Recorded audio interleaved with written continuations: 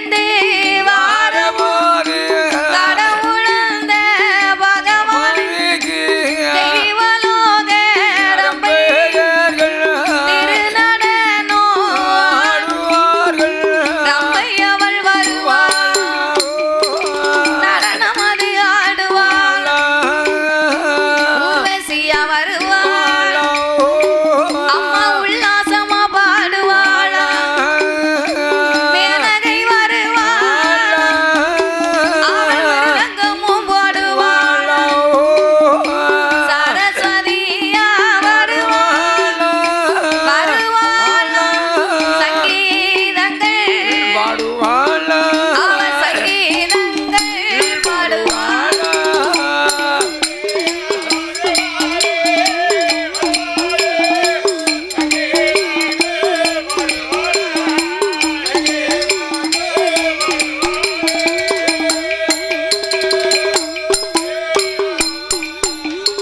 அப்பேற்பட்ட இறைவன் வாழும் அந்த கைலாச வாசலில் வாசலில என் ஆண்டவனாகிய சாட்சாதி சிவபெருமானாகப்பட்டவர் ஆமையா ஆனை தோல் போர்வையும் புலித்தோல் ஆசனங்களோடு ஆமா சக்தியோடு ஆண்டவன் கைலாசத்திலே கொலுவிருந்து வருகின்றார். வருகிறார். அப்படி கொலுவிருக்கும் இறைவனாகிய சிவபெருமான் ஆமா 14 உலகத்தையும் இறைவன் படைத்து படைத்து 224 புவனங்களையும் ஆண்டவன் படைத்தார். படைத்தார். 7 சப்தாசாரங்களாகப்பட்ட கடல்களை படைத்து ஆமையா கல்லுக்குள் இருக்கும் தேரையும் கற்பையுக்குள் வாழும் சிசுவையும் ஆமா முட்டைக்குள் உருவாகும் குஞ்சியவும் ஆண்டவன் படைத்து ஆமையோ சிறிய உயிர் சித்தரும்பு எறும்பு பெரிய உயிர் மத யானை வரைக்கும் ஆமா ஈ எறும்பு யானை முதல் என்ன உண்ணாமனைகள் 84 லட்சம் கோடி ஜீவராசிகளை படைத்து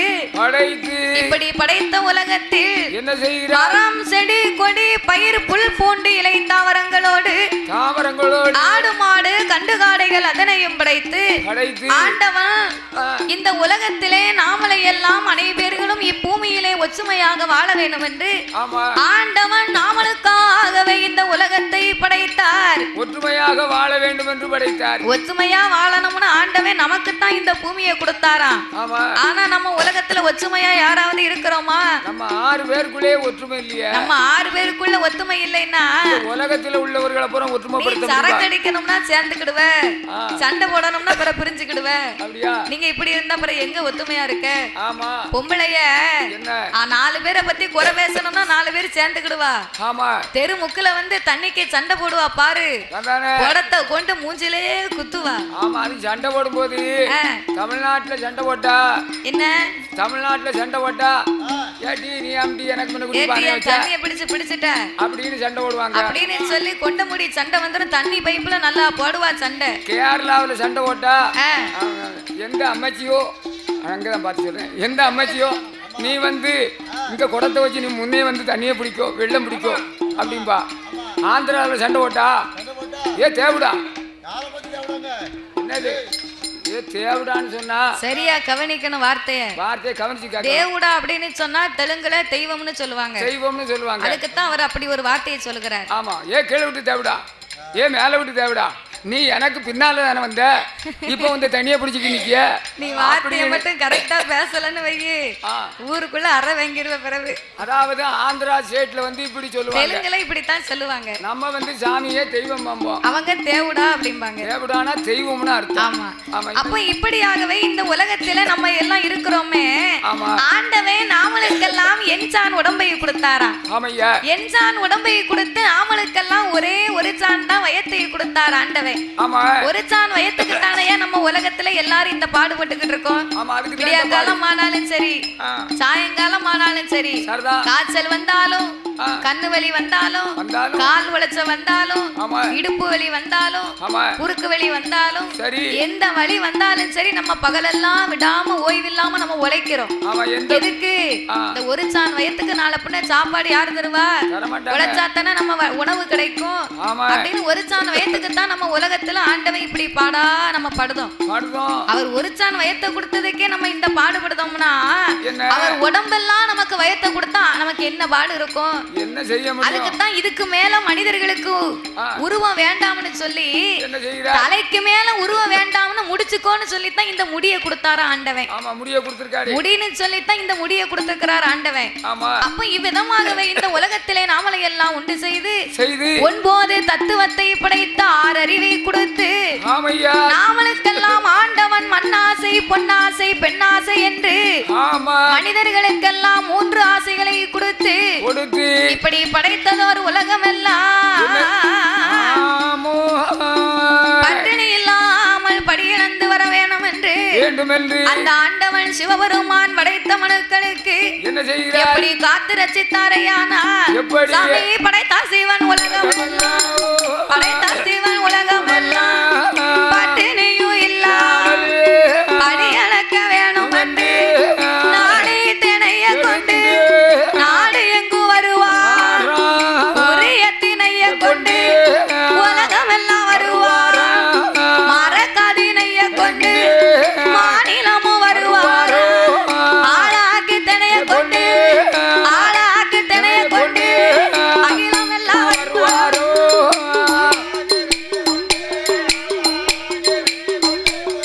அகிலம் எல்லாம் வருவார்.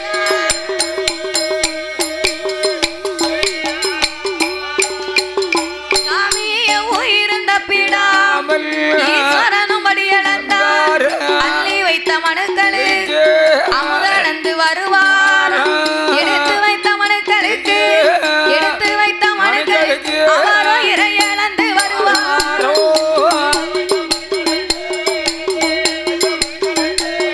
இறையளந்து வருவார்.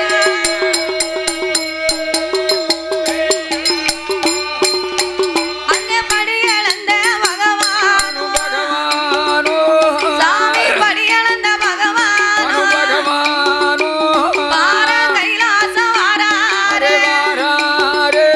அப்ப கண்ணன் தங்கை பார்வதியா அந்த கடவுள் எப்போ வருவார் என்று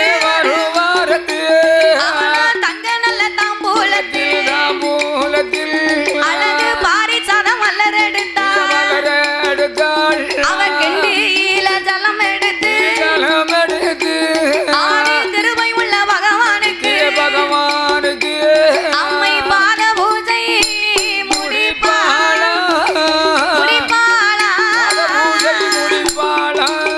பணிவிடையும் செய்யுவாளாம் பார்வதி.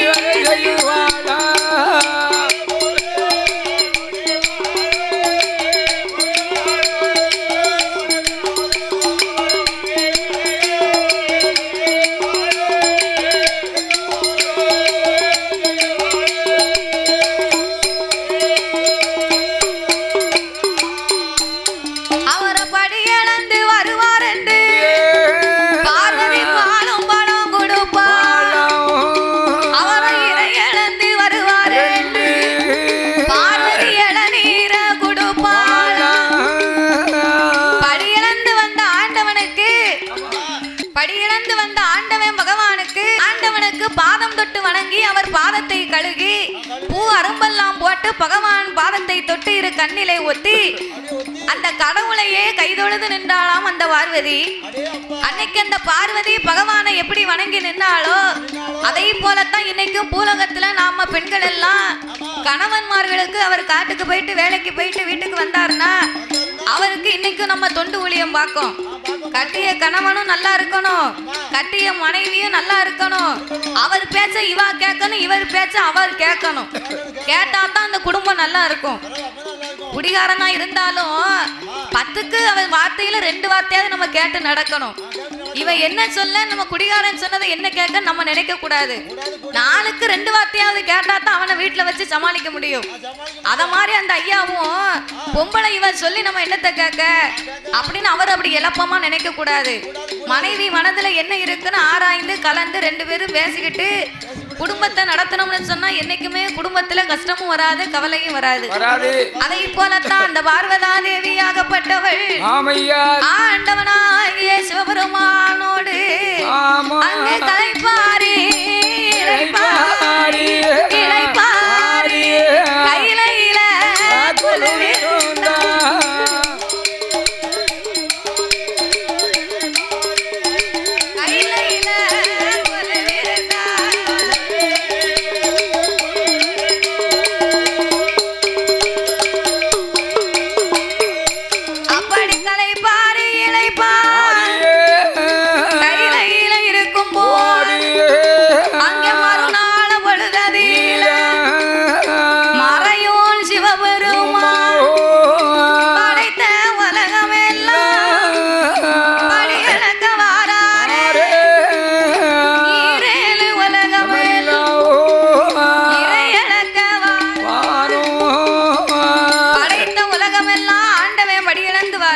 ஆமா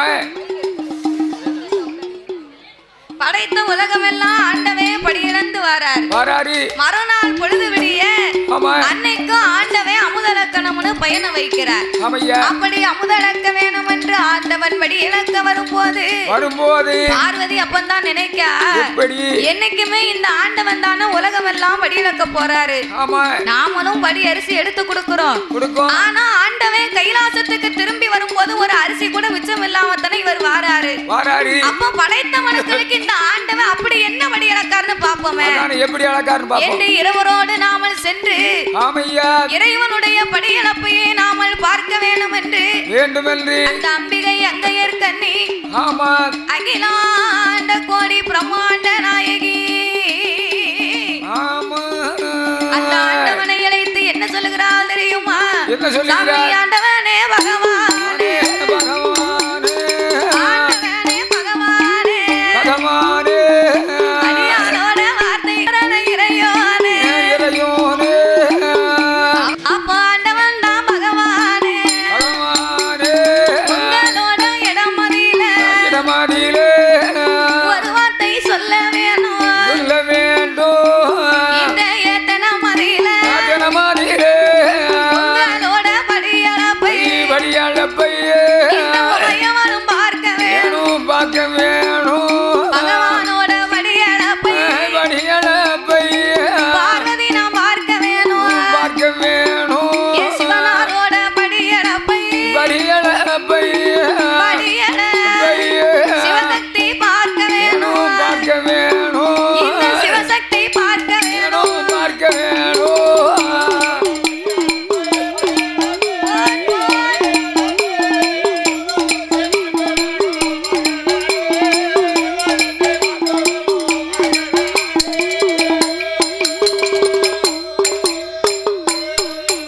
சாமி படியளக்க போறையிலோ பார்வதியா நான் வருவேன் இடையளக்க போறையிலோ ஈஸ்வரியா நான் வருவேன் அமுதளக்க போறையிலோ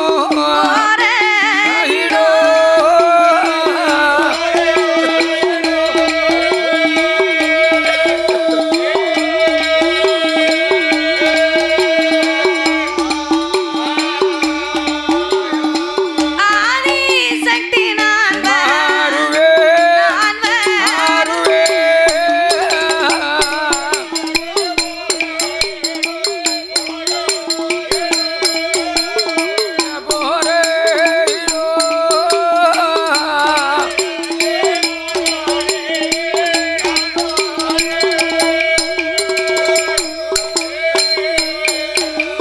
அடியே பார்வதி என்னைக்குமே ஆண்டவன் நான் தானடி உலகமெல்லாம் படியிழக்க போவேன். இன்னைக்கு நீ என்னோடு வருகிறேன் என்று சொல்லுகிறாய பார்வதி. உன்னை நான் அழைத்து செல்வதிலே ஒரு குற்றமும் கிடையாது.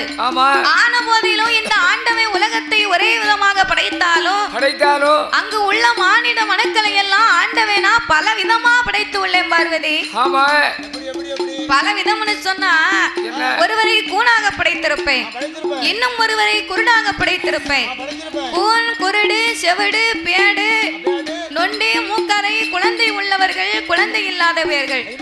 ஒரு ஆளுக்கு இந்த உலகத்திலே பெரிய ஒரு வசதியை கொடுத்திருப்பேன். ஆனா அங்குதான் ஒரு குழந்தை செல்வம் இருக்காது. இன்னொரு வீட்டுல குடிக்க உப்பில்லா கூழ் இருக்காது பார்வதி. அங்கதான் ஒரு கோட்டை பொட்ட பிள்ளை கொடுத்திருப்பேன். ஒரு கோட்டைனா 21 பெண் குழந்தை. அப்ப இப்படி எல்லாம் நான் ஆண்டவன் உலகத்துல படைத்திருப்பேன். நீ பெண்ணா பிறந்தவா, ஏழை மனம் கொண்டவா, பெண் மனது பேழை மனதுன்னு இருக்கான். அதனால நீ என்னோடு வந்தேன்னு சொன்னா அந்த உயிரினங்களை எல்லாம் பார்த்து அவருக்கு என்ன ஆச்சு, இந்த அம்மா ஏன் இப்படி இருக்கா, இந்த பையன் ஏன் இப்படி பேண்ட் போட்டிருக்கு. அப்ப இந்த ஆண்டவனாகிய பகவானிடத்துல உலகில் உள்ள மக்களுக்கெல்லாம் என்ன குறை என்று நீ கேப்பாய் பார்வதி. எங்க போறாங்க உட்காரு. அவனுக்கு வெக்கம் வந்துருச்சு. அவன் வெக்கப்பட்டு போச்சான். அவனுக்கு வெக்கம் வந்துருச்சு. பிறகு பிள்ளைய பார்த்து சிப்பு போட்டிருக்கேன்னு அவன் என்ன நினைப்பான்? அதானே வயசு பிள்ளைய. சரி, அதனால நீ என்னோடு வந்தேன்னு சொன்னா எனக்கு இடைஞ்சல் வந்து சேருவது. தாய பகவானோடு வந்து சேரும் கடவுளோடு வந்து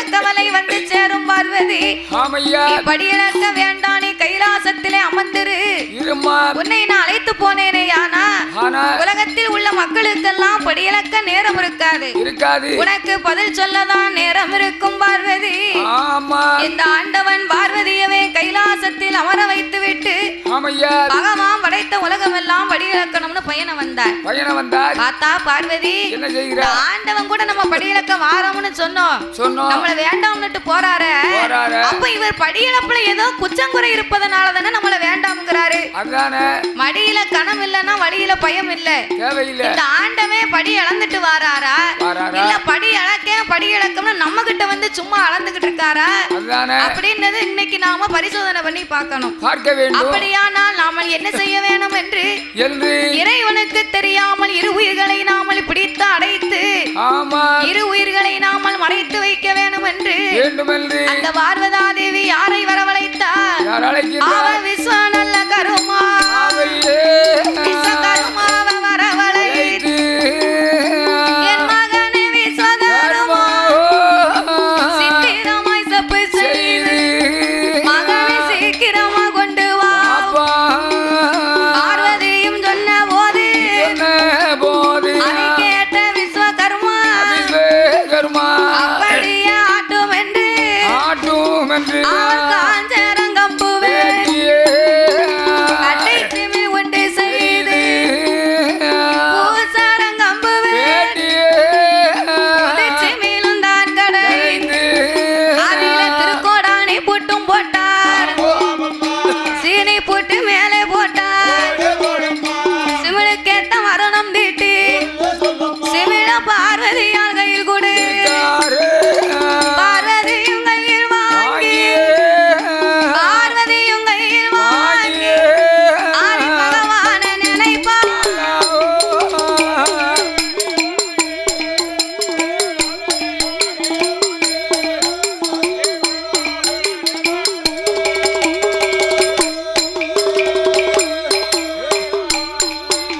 காஞ்சரம் கம்பு வெட்டினார் கட்டை சிமிலை உண்டு செய்தார் பூசரம் கம்பு வெட்டி புது சிமிலையை தான் கடைந்து திருக்கோடானி புட்டும் போட்டு சீனி புட்டு மேலே போட்டார் சிமிழுக்கேத்த வருணங்களை தீட்டி சிமிலையே பார்வதா தேவியின் கையில் கொடுக்க பார்வதி சிமிலை வாங்கினா சிவனை நினைக்க ஆண்டவன் இன்னைக்கு நம்ம கிட்ட படி இழந்துட்டு வாரம்னு போயிருக்காரு வாரம்னு சொன்ன என்ன வேண்டாம்னு போயிருக்காரு இன்னைக்கு இந்த ஆண்டவன் எப்படி படி இழக்காருன்னு நானும் பாப்பேன் என்று சிச்சுமிலை கையிலே வாங்கி கொண்டு சிச்சுமிலை வாங்கினா பார்வதி சிமிழு இருப்பதோ ஒரு எலுமிச்சங்கனை போல் இருக்கிறது அப்பேற்பட்ட சிமிழுக்குள்ள இறைவனுக்கு தெரியாமல் இரு உயிரை பிடித்தடைக்கணும் அப்படின்னா எந்த உயிரை பிடித்தடைக்கலாம் ஒரு யானையை பிடிச்சு அடைப்போமா சிறிய சிமிழுக்குள்ள ஒரு ஆணையை பிடிச்சு அடைக்க முடியுமாப்பா முடியாது சரி ரெண்டு பூனையை அடைக்கவா யானையும் அடைக்க முடியாது பூனையும் அடைக்க முடியாது குதிரையும் அடைக்க முடியாது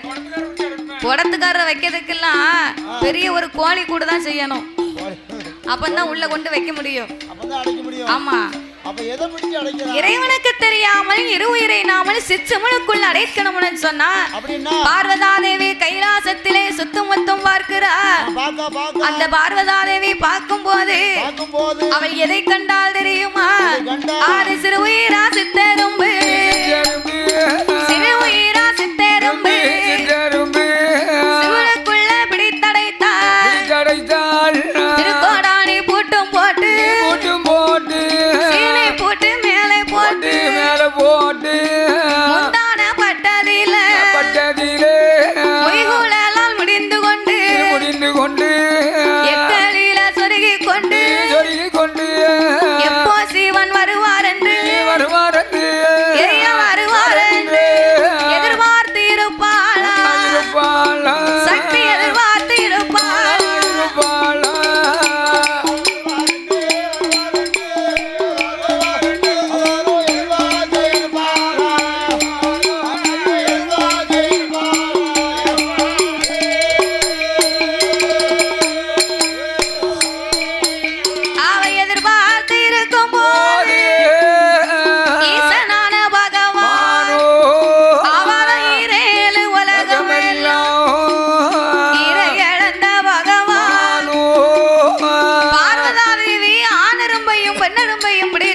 ஆமா ஆதி பராசக்தியானவள் சிறிய சிமனுக்குள்ள போட்டு திருக்கோடானை பூட்டு போட்டார். சீனி பூட்டு மேலே போட்டு முந்தானை பட்டிலை மொய்குழலால் முடிந்து கொண்டு இடுப்புல சொருவுனா ஆண்டவை இன்னைக்கு வரட்டும். அவர் ரெண்டுல ஒண்ணு பார்க்காம விடக்கூடாது. கண்டிப்பா படி அளந்திருக்காரா இல்ல படி அளக்கவில்லையா என்று பரிசோதிக்க வேண்டும் என்று ஆண்டவன் வரக்கூடிய வழியிலே காலை நீட்டி கவுந்ததலை நிமிராமல் கண்ணன் தங்கை அமர்ந்திருக்கிறார். ஆண்டவே படி இழந்து கைலாசம் வந்தார். கைலாசம் வரும்போது என்னைக்குமே இந்த பார்வதி நம்ம வருவோம்னு எதிர்பார்த்து நிப்பா. இன்னைக்கு இந்த பார்வதிய காங்கலிய என்று ஆண்டவே வந்து பார்க்கிறார். பாத பூஜை முடிக்கல, நமக்கு பணிவிடை செய்யல. எப்போது சிவன் வருவேர் என்று எதிர்பார்த்து இருப்பாள. என்னைக்கும் சிரிச்ச மகன் சீதேவியா இருப்பா. இன்னைக்கு இஞ்சி தின்ன குரங்கா உட்கார்ந்து இருக்காள. இவனுக்கு என்ன ஆச்சு? காட்டுக்கு வேலைக்கு போயிட்டு சரி வீட்டுக்கு வரும்போது என்ன பெண்ணா பிறந்த கட்டிய மனைவி அப்படியே ஒரே கடமை வீட்டுக்குள்ள வரும்போது சாயந்தரமான பெண்ணா பிறந்தவங்க என்ன செய்யணும்? நல்ல தலையில எண்ணெய் தேய்ச்சி தலையில எல்லாம் வாரி நல்லா கொண்ட போட்டு 4 கண்ணி பூவா தலையில வச்சு சரி நம்ம வீட்டுக்காரர் வேலைக்கு போயிருக்காரு எப்போ வருவாரு எதிர்பார்த்து நிக்கணும்னா நீங்க வீட்டை விட்டு வெளியே போற ஆம்பளை எப்படினாலும் வீட்டுக்கு தானே வரணும். உங்களை எங்க எதிர்பார்த்து நிக்க? இருந்தாலும் எதிர்பார்த்து நின்னா என்ன வீடு தெரியாமையா போக போற? அப்படி இல்ல, காட்டுக்கு போயிட்டு வேலை போயிட்டு வீட்டுக்கு வர மனுஷனுக்கு சரி கட்டிய மனைவி அப்படி எதிர்பார்த்து இருக்கும்போது ஆசையா தான் இருக்கும். நீ போகும்போது மாப்பிள்ளையா போற, வரும்போது மாப்பிள்ளையா வந்தன்னா அவ ஆசைப்படுவா. நீ போகும்போது மாப்பிள்ளையா போறவன் வரும்போது ஒரு கோட்டருக்கு கூட ஒரு கோட்டரை அடிச்சுட்டு வேட்டி அவுத்து எங்க கட்டியிருப்பாரு?